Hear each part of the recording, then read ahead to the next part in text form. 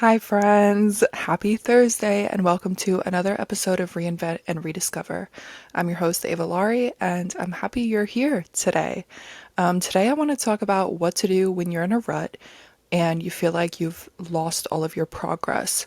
And there's kind of two routes that I want to take this episode to talk about a creative rut and kind of like a fitness rut, or feeling like you lost your progress with your weight loss journey, your fitness journey, your running journey, kind of how that can transmit. And this is the third time I've recorded this. I don't want to talk about it, okay?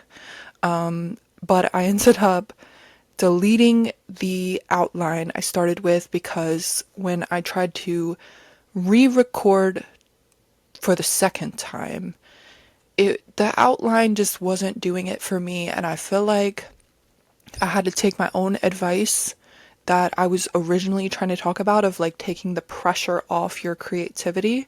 So I decided to do that for this episode. So if it's kind of a rant, a ramble, then that's why. And that's why the lighting is a little weird. It's because I'm relying on non-natural light. So anyways, let's get into this and let's have a chat on my little cozy corner of the internet that hopefully I've cultivated that you enjoy being here. And this topic of being in a rut has came up for me a lot recently, and it's been on my mind. So that's why I kind of wanted to talk about it. As you know, if you listen to my podcast episode, I was on like a little bit of a weight loss journey for a while of last year because I just wanted to lose my like college weight and kind of get fit again, like redefine who I am post college, post breakup, moving states away. I wanted to redefine myself, and it's kind of like when this podcast started, as well as I was reinventing myself and my physicality, emotionally, mentally, you know, I was reinventing who I was when I started this podcast. And that's kind of the whole goal of this, right? But I just want to encourage you that if you feel like you lost your progress because you were losing weight for a while and everything was going well, and then all of a sudden you feel like you crashed out and lost it all, gained the weight back, or got completely out of your routine as far as being, active and going to the gym and working hard. That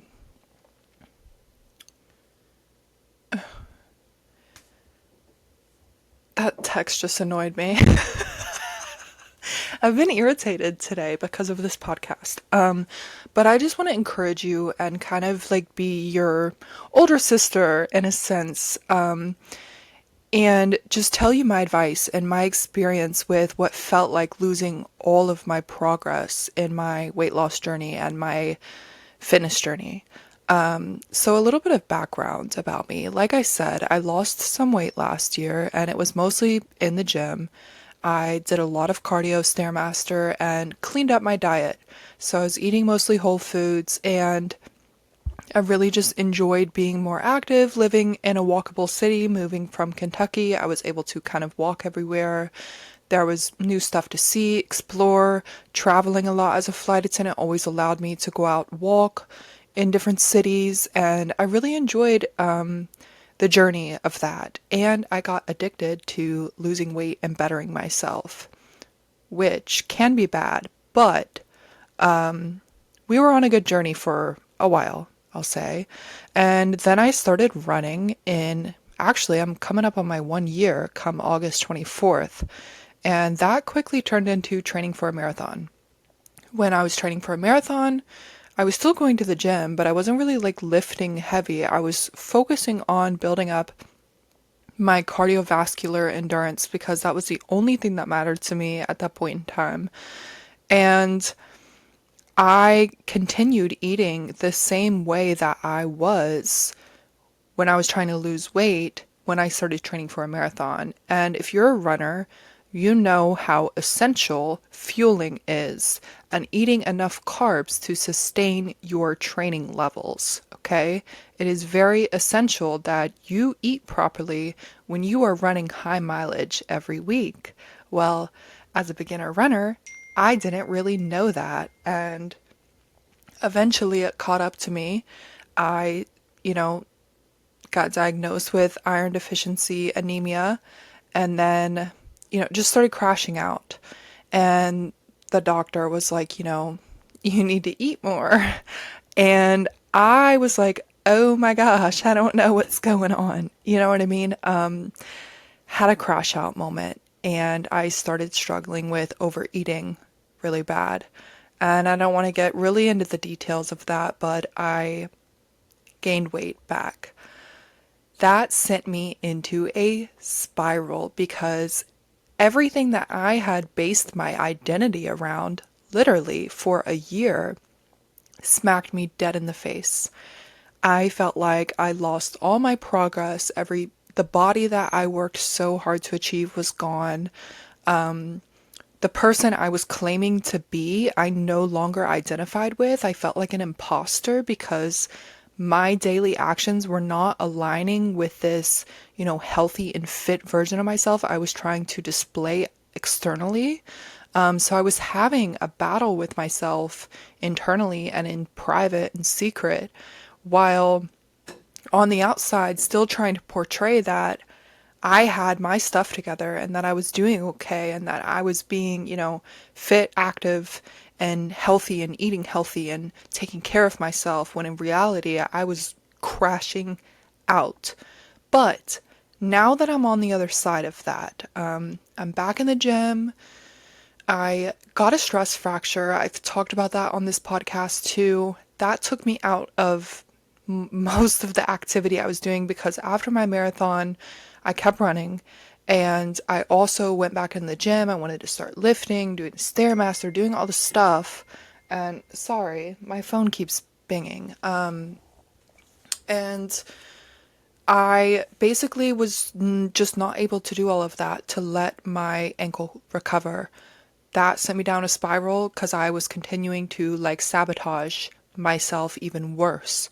That setback really felt so detrimental to my physical and mental health to the point I felt hopeless.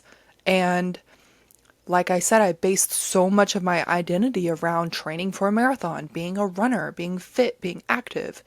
And all of a sudden, it was like the universe took that away from me.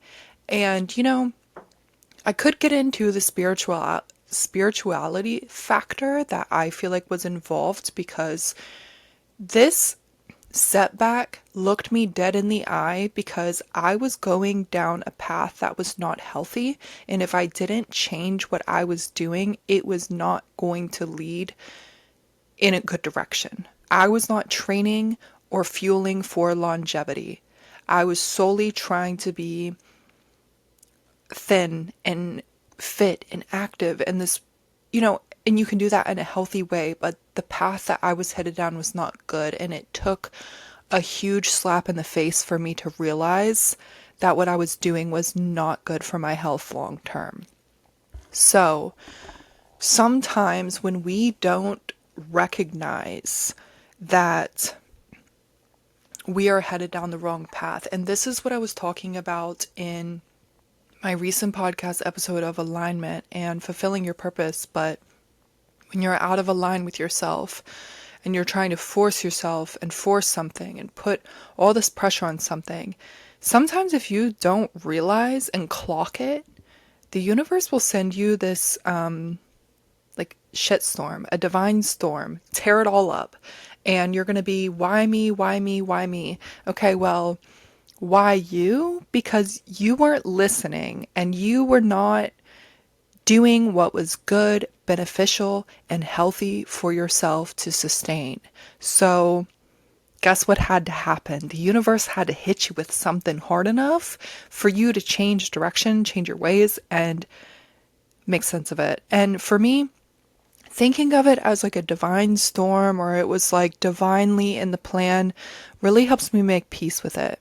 But I want to like talk about that setback, not just with the overeating and gaining the weight, but with the injury as well, and how I came out on the other side of it, because I know I'm not alone in this. I know a lot of people who, lost weight, got, really fit and really loved their body after losing weight. I know a lot of people who went down that path and then all of a sudden crashed out, started overeating, and then resorted back to old ways or had a hard time picking themselves up off the floor. And I've been there. So I want to hold your hand and I want to talk you through this. And I want to give you the encouragement to just keep showing up. Okay? There was days where I just did not want to look at myself in the mirror at all.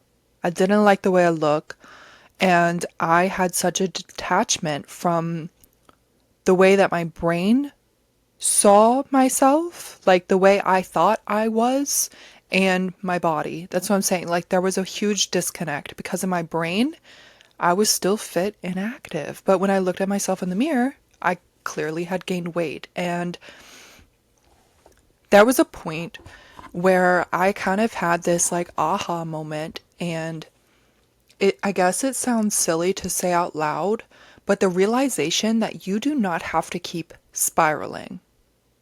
You don't have to keep spiraling. It feels easier to do that, especially if you have kind of that like all or nothing mentality that I have struggled with in different facets of my life.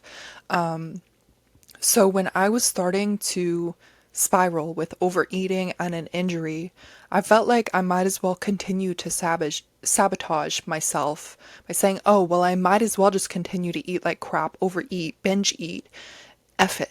You know what I mean? Like, I thought, well, it's too late now anyway, so it doesn't matter.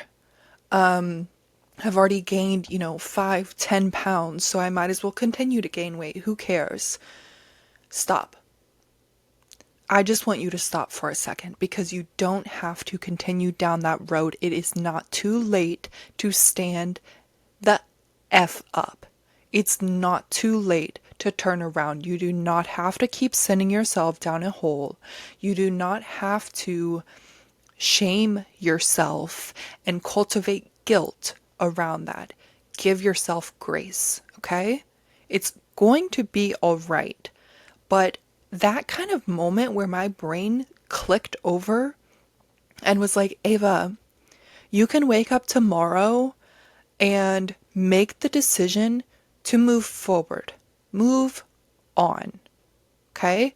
Stop attaching yourself with the idea that you are screwed and that you've lost it all, and get out of that pity mentality. And I totally understand, and I've been there, so I know how it feels.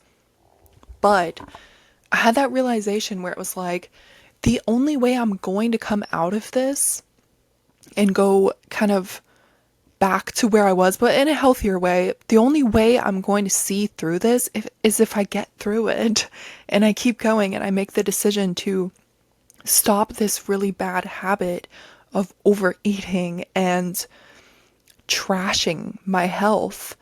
It's like the only way to stop this is literally to stop.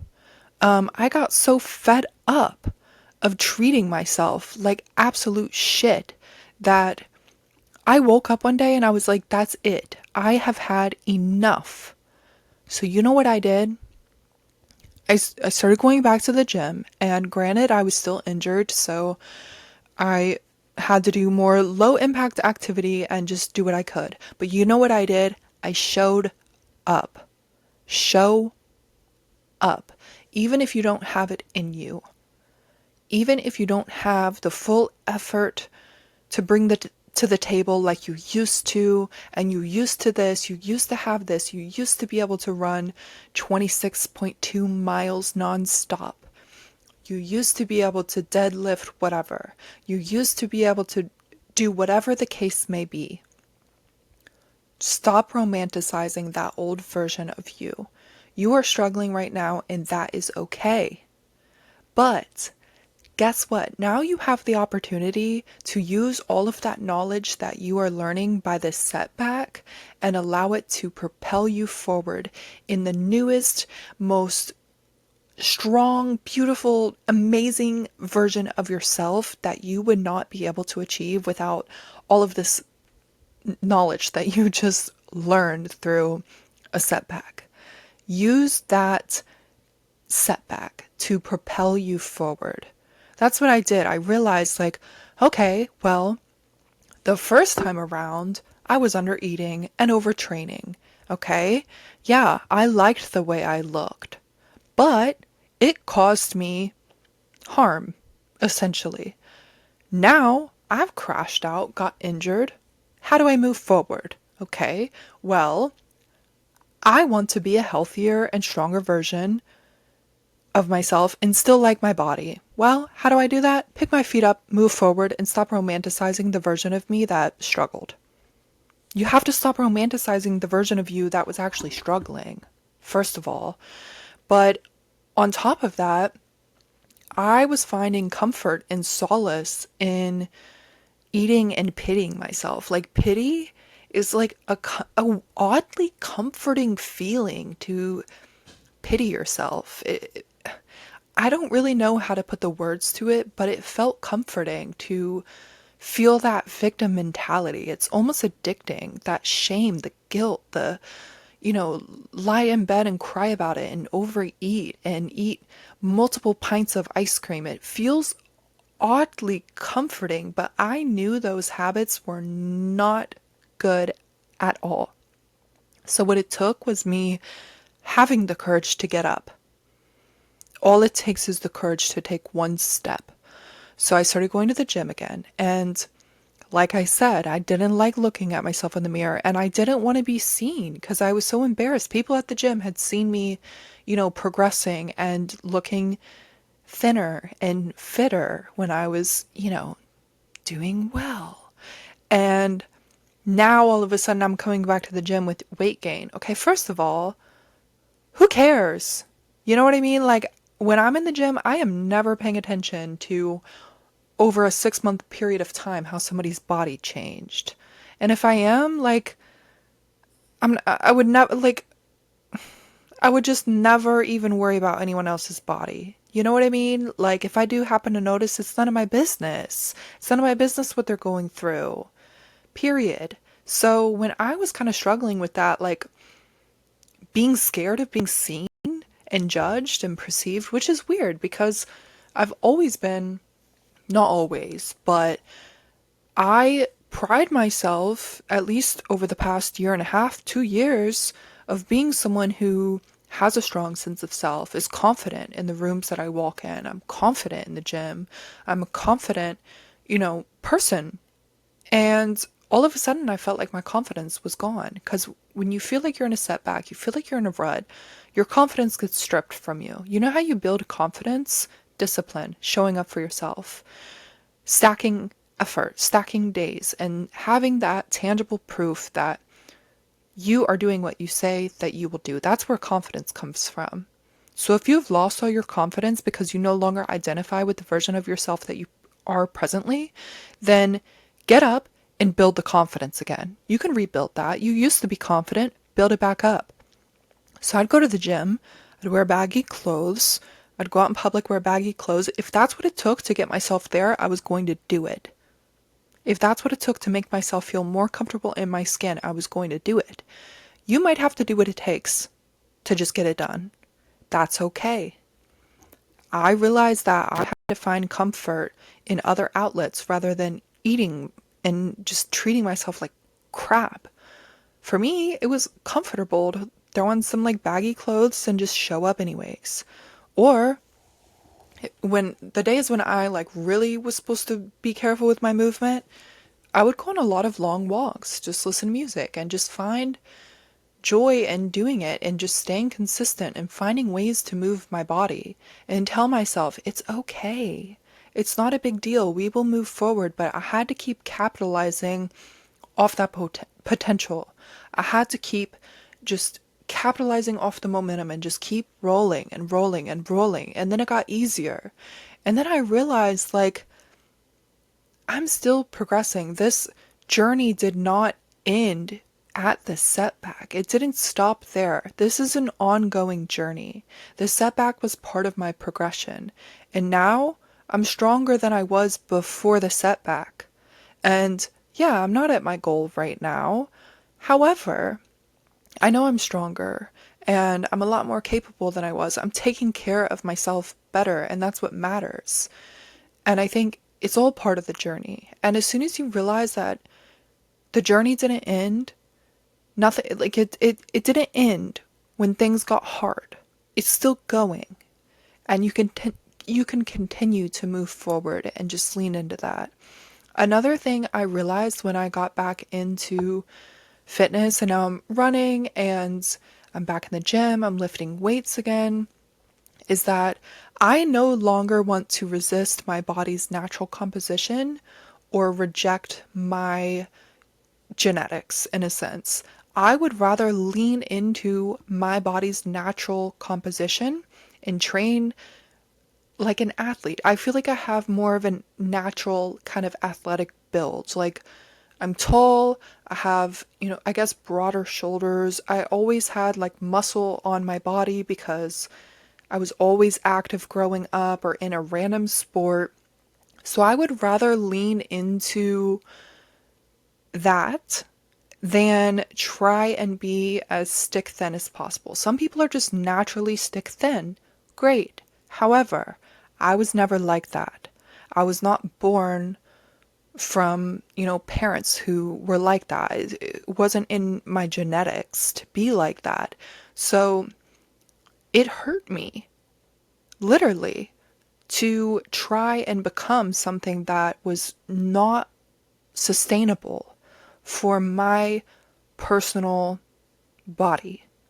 And when I realized that and realized the potential that I do have, being realistic in my goals for fitness, it has changed my confidence because now I'm like, I know I can achieve this healthy and happy and fit and strong body. But I have to be realistic and kind of optimize my potential rather than kind of beat down my truth and resist it. Life gets a lot better when you just lean into your assets rather than resist your truth. And I think that's true for a lot of different areas of life and who you are as a person. There are a lot of traits that you can choose to reject and suppress, but life is much better when you learn that there is a seat for there is a seat at every table for an introvert, for a quiet, reserved person. There's a seat at the table for you as you are. You don't have to force yourself to be more extroverted or more thin or more this or that. You don't have to be like what you think the standard is. You can lean into who you are and make yourself the best version that you can be. That's what my dad always said is be the best Ava that you can be. Be the best you that you can be. And that, I think, I've held with me for a long time. And I think that reigns true for this specifically. And I hope that kind of gave you a little bit of help when it comes to a setback in your fitness journey. Another thing I will say regarding just a rut, a little less extreme, is if you're running or, in a fitness journey, whatever, and you don't feel motivated, you've lost the spark, you've lost the motivation, I'm going to apply that same level of advice when it comes to just keep showing up. There are times when it feels like your progress has plateaued, you're not feeling the energy, you're not feeling the excitement anymore, but you have to keep just showing up anyways, and it will come back. I promise you, it always comes back, because if you have an underlying love for what you're doing, the passion and the excitement, it will come back. but you have to trust that it will. And you have to trust yourself that if you once loved it, you'll love it again. But if you stop, you're not going to get to that point again. Okay? So moving forward, I want to talk about like a creative rut. Because recently I was thinking about how fragile creativity is. I'm a very creative person. I have different creative outlets. I like to write, I have this podcast. I like to create content on TikTok, whatever. There's different things that I like to do creatively, my little creative outlets, if you will. And sometimes I'm feeling really in a flow state with my podcast. I'm like just cranking out ideas. I feel like every podcast is just amazing. I feel like my ideas come across smoothly. There's periods of time where I feel in a flow state with my poetry and writing, and I feel like everything I'm writing is worth putting into a book. And that excites me, and it's fun again, and I'm so inspired by everything. And then all of a sudden it feels like it vanishes and it's quiet and my thoughts are quiet. And it's like, where is it? I still need to create because I have become someone who identifies as a writer and a podcast host and a content creator. So I don't really have the option to just stop doing it, because if I ever want to be a famous writer or have this podcast go viral, or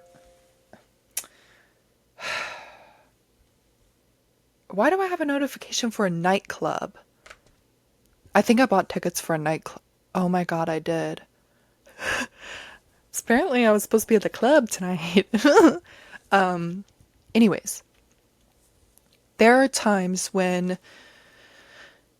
since I have already identified myself as this creative person, I obviously still have to create and keep going if I ever want to find success in it. Okay, that's just facts. If you want to find success in something, you have to be consistent. So, with that being said, if I'm feeling in a creative rut, I know I still have to be consistent, because that's the only way that I'm going to have a product come out of it. And sometimes all that's on your head is a bunch of mush, brain fog, and you feel like you can't seep through the layers to get down to like your real creative spark and down into your spirit and your soul and really in that flow state. If you feel like that, or you feel in a writer's block, or you just feel like you're not, producing anything worth viewing for the people or whatever, worth putting out, then you still need to keep creating. You still need to keep going. Don't just disappear. Don't just stop. That's like people who start TikTok accounts or start a podcast or start a YouTube channel. And as soon as the initial excitement wears off, they just stop and they disappear. It's like, you don't even know how much you were capable of because you stopped when the excitement wore off.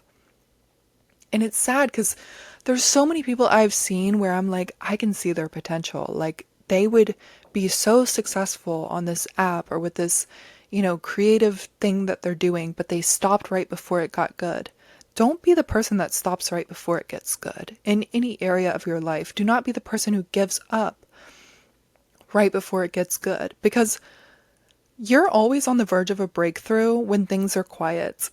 You know what I mean? It's like the calm before the storm, before a tornado, and it's like eerily quiet outside and you're looking around like what's going on, and then a tornado and poof, you know what I mean? You're right on the verge of something incredible, but if you stop now, you'll never know. You'll never know what your potential is or what you're capable of if you give up. So my advice for a creative rut: remove some of the pressure, okay? Sometimes I worry so much about writing just because I want to write something for a blog post, or I want to write something to put in a book, or I want to write something to share with an audience. When I remove that pressure and I'm like, not everything I write has to be shared.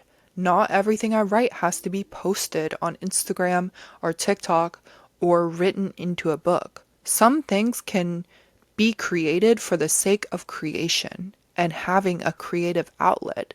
And when you think of it like that, it becomes so much better. Like I said, I know that if you are trying to be a content creator or a podcast host, you still have to put out the content. But if you can find ways to just push out some of your like brain junk and just have a brain dump more often, then you will get down to the layers of true creativity. And also think about, okay, I'm in a rut right now with writing, but when I was really writing good stuff, what were the like what was the ideal scenario for me to really feel like I was creating amazing content? So months ago, when I was running a lot and I was kind of getting more into my spirituality, I feel like I was writing some really interesting and cool things. I was also listening to a lot more classical music. So, and I was sitting at different coffee shops. So I try to figure out how I can channel in that energy now to create in the same way that I was then. So kind of do an analysis, like what are the circumstances that allow you to feel creative? Maybe you have to put yourself in a new environment. Maybe you have to listen to a certain type of music. Maybe you need to spice it up, change something up. Maybe you've been sitting in your bed, like I'm currently doing, and your brain is just bouncing off the wall and back, off the wall and back, because you're just looking at the same four walls. Maybe you need to go outside, go on a walk. When I move my body, I feel like my brain flows better. And I think that also helps me get out of a creative rut. If I've been too stagnant, you betcha I'm not creating anything worth putting out into the world. So I have to move my body, go for a run, go to the gym, go for a hike. I'm inspired by nature a lot or being outside.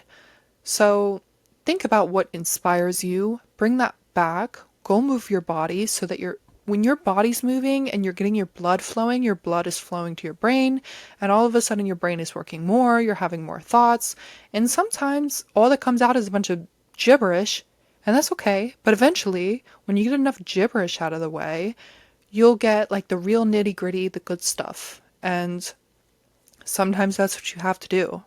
But either way, remember your why. Remember why you like to create, what the purpose of it is, what you're trying to achieve in the long run, and don't lose sight of that. And that's true for like a fitness journey as well. Don't lose sight of why you started or why you're doing this in the first place, because that why is going to be how you keep showing up. Your why is going to be the reason you get out of bed and do what you do. So do not ever lose sight of your why just because you feel like you're in a rut, or you feel like you're being set back, or you feel like you're not making progress any longer. Do not lose sight of your why. Hold on to it for dear life. And if you have to tell yourself every single morning that you wake up what your why is and why you're living another day, then do it. But never give up on your aspirations, your goals. Never give up on that, because you are capable of so much. You just have to tap into that potential and optimize it and just flow and lean into that version of yourself, that higher version of yourself.